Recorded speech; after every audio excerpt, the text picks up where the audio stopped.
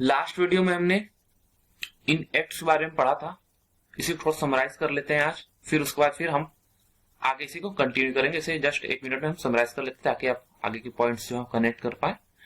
तो 1773 का regulating act था और इसमें कोर्ट ऑफ डायरेक्टर्स बनाया गया था जो कंपनी के पॉलिटिकल अफेयर्स और कमर्शियल अफेयर्स, राजनीतिक और व्यापारिक मामले को देखता था, ठीक है, कंट्रोल करता था, ठीक है, रेगुलेट करता था, ठीक है।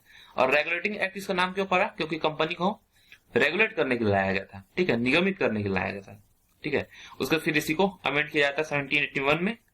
फिर उसका फिर पिट्स इंडिया एक्ट लाया जाता है, ठीक है। और 2073 जो रेगुलेटिंग एक्ट है इसमें कोर्ट ऑफ डायरेक्टर्स बनाया गया है और ये दोनों मामले को देख रही है, राजनीतिक मामले और कमर्शियल मामले, व्यापारिक मामले को।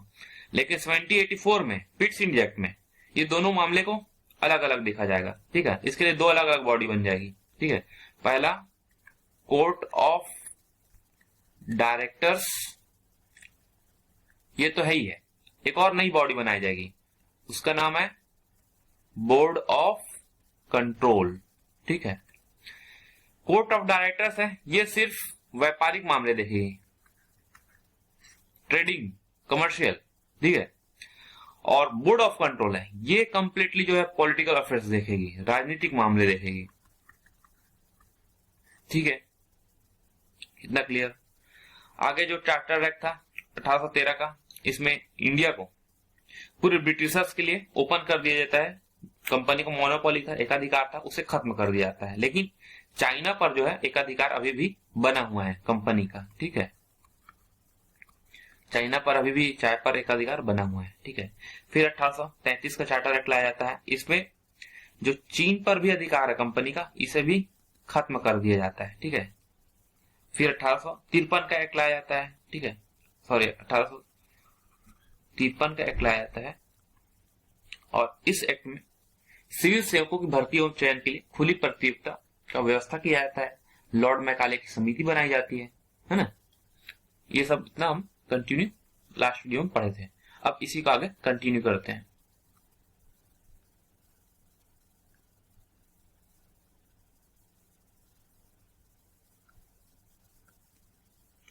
अब तक जो हमने पढ़ा वो कंपनी का शासन था, ईस्ट इंडिया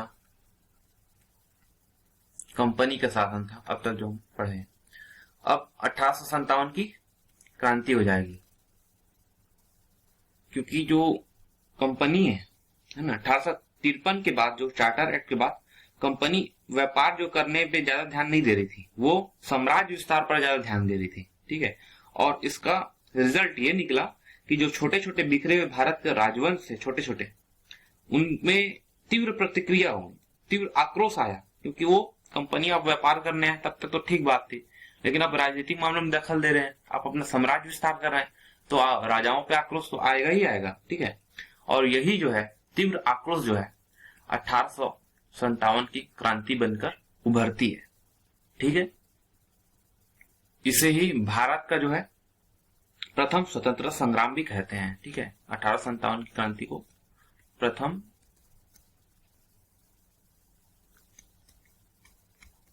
स्वतंत्रता संग्राम कहते हैं। कंपनी के शासन में काफी दोष था, ठीक है। तो इसे स्वीकार किया गया कि भारत शासन की जो सत्ता है उसे ब्रिटिश क्राउन को ट्रांसफर कर दिया जाए, है ना। और अब जो है ब्रिटिश क्राउन जो है, ब्रिटिश सम्राट जो है, वो भारतीय शासन के प्रति ज्यादा जिम्मेदार हो जाएगी, ज्यादा रिस्पॉन्सिबल हो जाएगी, उत्तरदायी हो जाएगी, ठीक है। तो 1858 में जो है सम्राट जो है वो भारत का शासन अपने हाथ में ले लेती है, ठीक है। अब पढ़ेंगे, इसलिए फिर एक्ट लाया जाएगा 1858 का अधिनियम, ठीक है। इसे बोलेंगे गवर्नमेंट ऑफ इंडिया एक्ट, ठीक है। ये मैप है 1858 का। तो इसमें जो ये प्रिंसली स्टेट्स हैं, ठीक है, देसी राजवंश है, ठीक है, भारतीय रियासत है, ये इन्हें स्वतंत्र रहने का अधिकार दिया गया 1858 के एक्ट में। और जो कंपनी के अधीन क्षेत्र था, जो पिंक वाला आप देख रहे हैं, पिंक वाला है ना, ये जो पिंक वाला एरिया है ये कंपनी के अधीन क्षेत्र है, ठीक है। और यहाँ जो शासन चलेगा वो ब्रिटिश क्राउन द्वारा सीधा चलेगा, ठीक है। भारत का शासन जिन्हें महारानी विक्टोरिया के हाथों में चला गया है, तो भारतीय प्रदेशों पर, ठीक है, और उसका राजस्व जो है वो ब्रिटिश सम्राट को सौंप दिया गया है, ठीक है। दूसरा है कि गवर्नर जनरल को जो पद बनाया गया था, ठीक है, इसे अब समाप्त कर देंगे, ठीक है, और इसके जगह एक नया पद लेके आएंगे, वो है वायसराय, ठीक है। और भारत के प्रथम वायसराय कौन थे? लॉर्ड कैनिंग, ठीक है। लॉर्ड कैनिंग को भारत का प्रथम वायसराय बनाया गया था। ये हमारे कैनिंग साहब, ठीक है, कैनिंग, ठीक है, भारत के प्रथम वायसराय।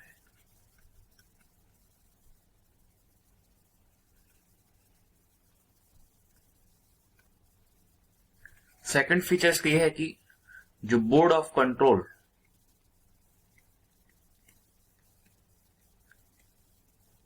और कोर्ट ऑफ डायरेक्टर्स बनाया गया था, इसे समाप्त, ठीक है, इसे समाप्त कर दिया गया, डिवॉलिश कर दिया गया। मतलब कि द्वैत शासन का अंत, ठीक है, द्वैत शासन, डबल गवर्नमेंट जो था, द्वैत शासन अंत, ठीक है, द्वैत शासन का अंत, ठीक है। और इन दोनों की जो शक्तियां इनमें थी, ठीक है, board of control and court of directors, इनकी जो शक्तियां थी, इसको दे दिया गया भारत के राज्य सचिव को, ठीक है, भारत के राज्य सचिव, ठीक है। ये एक नया पद था, नया पोस्ट क्रिएट किया गया था, ठीक है, भारत का राज्य सचिव, ठीक है।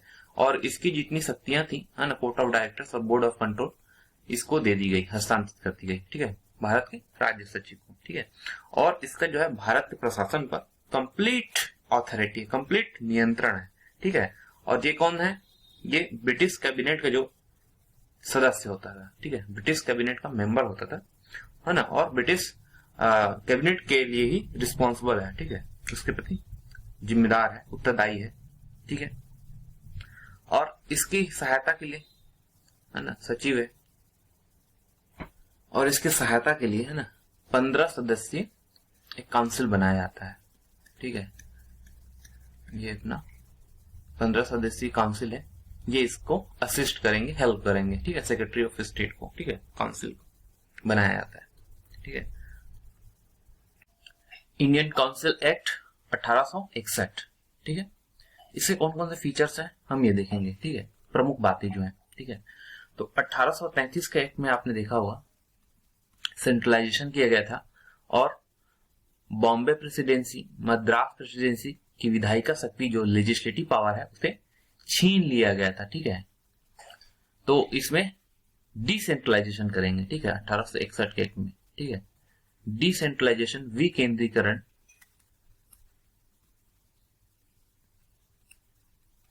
विकेंद्रीकरण करेंगे, यानी उनकी विधायी शक्तियां फिर से उन्हें दे दी जाएगी, ठीक है। पहला फीचर इसका ये है, ठीक है। दूसरा फीचर ये है कि बंगाल, नॉर्थ वेस्ट प्रोविंस और पंजाब, है ना, यानी उत्तर पश्चिम सीमा प्रांत, ठीक है, यहां जो है विधान परिषद का गठन किया गया, ठीक है, ठीक है। तो विधान परिषद, लेजिस्लेटिव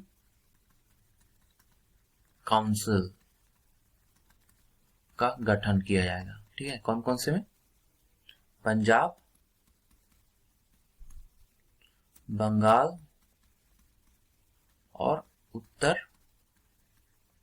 पश्चिमी प्रदेश में, ठीक है। थर्ड फीचर यह है कि वायसराय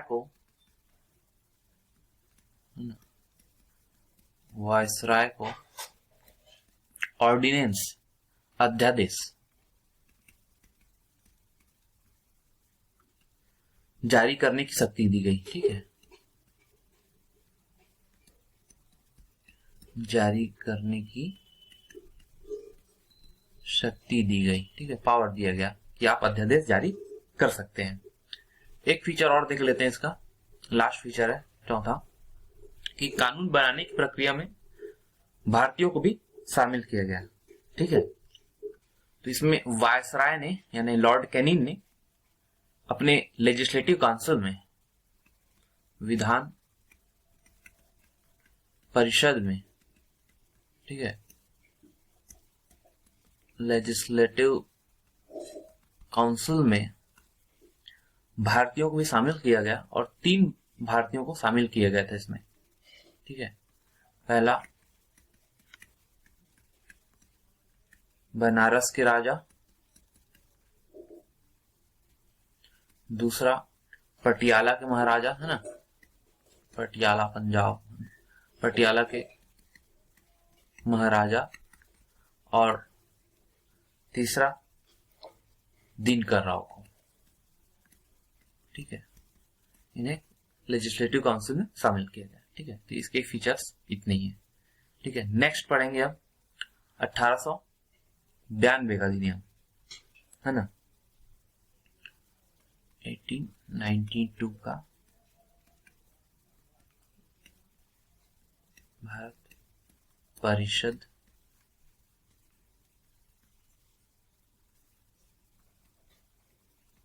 अधिनियम, ठीक है। इस अधिनियम के मेन फीचर्स पढ़ते हैं। 1892 का अधिनियम, तो लेजिस्लेटिव काउंसिल के जो कार्य हैं उसमें वृद्धि की गई, ठीक है, उसके फंक्शन में वृद्धि की गई। तो बजट में बहस करने का अधिकार दिया गया, ठीक है, बजट पर बहस, है ना, बजट पर बहस कर सकते थे, ठीक है, डिबेट कर सकते थे। दूसरा फीचर यह है कि इस अधिनियम के द्वारा केंद्रीय और प्रांतीय विधान परिषदों में अतिरिक्त सदस्यों की संख्या बढ़ाई गई, ठीक है, अतिरिक्त सदस्यों की संख्या बढ़ाई गई। इसका मीनिंग क्या है? ये सेंट्रल लेजिस्लेटिव काउंसिल है, ठीक है, केंद्रीय विधायी परिषद है, और ये जो है प्रांतीय विधायी परिषद है। तो इसमें अतिरिक्त सदस्यों की, ठीक है, नॉन ऑफिशियल मेंबर्स, ठीक है, नॉन ऑफिशियल मेंबर्स, ठीक है, अतिरिक्त सदस्यों की संख्या बढ़ाई गई, ठीक है।